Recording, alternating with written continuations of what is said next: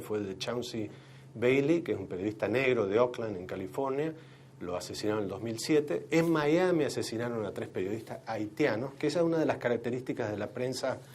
en este país, que son asesinados los periodistas de clases minoritarias o de prensa inmigratoria, como sucedió con 3 radios aquí de Miami, que obedecían tal vez no a nexos específicamente con la profesión, sino problemas con las corrientes inmigratorias. 3 periodistas vietnamitas fueron asesinados en California, y uno de los más notables en 1992, que fue el caso de Juan Manuel, yo siempre me equivoco, Manuel por Juan, Manuel de Dios Unanue, un periodista que fue asesinado en Nueva York, y que incluso aquí en Miami habían aprendido, recuerdo aquella época, habían aprendido al que apretó el gatillo. Por eso diría que cuando amenazan a una periodista, que pudiera ser un caso anecdótico en Miami, como fue el caso de María Elvira Salazar por este lío de Juanes en La Habana, no es como para tomar a la ligera. Una amenaza contra un periodista, incluso en ciudades como estas, es bastante preocupante, ¿verdad? Y yo diría que la única ventaja y relación diferente que hay entre este país y América Latina es que de los 358 casos de periodistas asesinados, prácticamente el 95% de esos casos están en la impunidad, que representa un porcentaje bastante interesante de compararlo con el delito común en las ciudades nuestras, de que prácticamente estamos hablando en América Latina de un alto nivel de impunidad, cosa que también obedece a cuestiones de corrupción. Cosa que acá en Estados Unidos los niveles son mucho más bajos, excepto el caso de Chauncey Bailey, que todavía está siendo investigado. Los otros casos han sido resueltos satisfactoriamente y hay gente pagando cárcel por estos motivos. Así que creo que ahí hay un nexo discordante, y es lindo, por ejemplo, leer un diario esta mañana y encontrar que 3 políticos de Broward están presos por haber recibido coimas, cosa que en mi país o en Argentina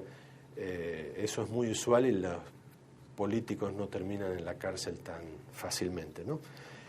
Otro caso particular, porque no podemos obviar en Miami, es el caso de Cuba, por lo cual no he hablado mucho y tal vez no pueda hablar mucho, porque realmente en Cuba, bueno, no hay libertad de prensa. En otros casos podemos hablar de niveles de libertad de prensa, en Cuba hablamos de que no hay libertad de prensa. De ahí que no se pueda comprender esta gran polémica y rica polémica que tuvimos en Miami, en todo el continente, respecto a la cumbre de Trinidad y Tobago, respecto a la otra cumbre de cancilleres en San Pedro Sula, cuando se hablaba, o se habló, o se pudo insertar a Cuba dentro del contexto de la OEA, cuando tanto como Venezuela también en estos momentos, que no respetó, especialmente Venezuela, ningún fallo de la Corte Interamericana de Derechos Humanos, ninguna decisión de la Comisión Interamericana de Derechos Humanos, no obedeciendo lo que es realmente la Carta Democrática, y obviamente ni hablar de Cuba, que podamos estar insertándola en un mecanismo de cooperación integral, ¿no? Y obviamente lo que reclamamos siempre de Cuba, que no ocurre en ningún otro país, excepto por un caso de Azócar en Venezuela, que es considerado un periodista y preso político en ese país. En la mayoría de los casos en Latinoamérica los periodistas suelen terminar yendo presos por horas, pero no como en Cuba, donde ya desde el 2003 de la Primavera Negra tenemos a 27 periodistas cubanos en las cárceles que se están pudriendo realmente, muchos de los cuales con graves problemas de salud, algunos de los cuales pudieron tener algún tipo de salvoconducto, como Raúl Rivero, que está ahora, gracias a Dios, en Madrid, y otros periodistas que terminaron aquí en Miami, pero lamentablemente todavía tenemos 27 de ellos allá, en las cárceles, ¿no? Yo diría, para concluir, lamentablemente no creo que los problemas de libertad de prensa o los ataques en contra de la prensa vayan a mermar en América Latina. Creo que el grado de descomposición que vamos viendo en muchos de los países en materia de democracia hace, como dije al principio, que uno vea que la libertad de prensa y la democracia están estrechamente vinculadas. Si una anda mal, la otra anda peor, o viceversa. Así que no se puede hablar de unas democracias malas con libertad de prensa buena. Es distinto tal vez el tema del ejercicio periodístico, que sí pudiera tener mayor calidad que la que ofrece la política, o viceversa, pero nunca una puede estar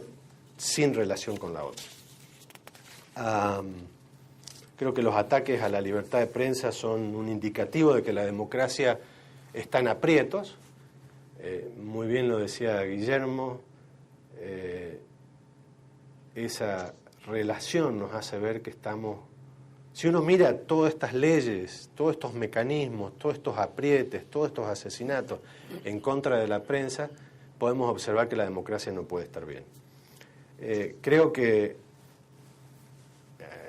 por lo menos como opinión personal, creo que nada va a cambiar en América Latina si seguimos hablando de política y no hablamos de justicia. Yo creo que el problema de América Latina pasa por la debilidad del poder judicial, la inexistencia del Poder Judicial en muchos casos o la utilización política de los poderes judiciales. Creo, sí, para dar algo de optimismo, que justo es por lo que me preguntaba un periodista recién en la radio, creo que sí la libertad de prensa puede contribuir a mejorar la democracia. Primero con un Estado, un gobierno que adopta